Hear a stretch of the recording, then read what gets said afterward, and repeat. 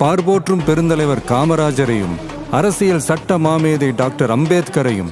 வீர தமிழ் மங்கை வேலு நாச்சியாரையும், மக்கள் சேவகர் அஞ்சலை அம்மாளையும் நம்முடைய அரசியல் வழிகாட்டிகளாய் ஏற்று சாதி மத பாலின பாகுபாடு இல்லாத சமத்துவ சமுதாயத்தை உண்டாக்க மதச்சார்பற்ற சமூக நீதி கொள்கைகள், அதாவது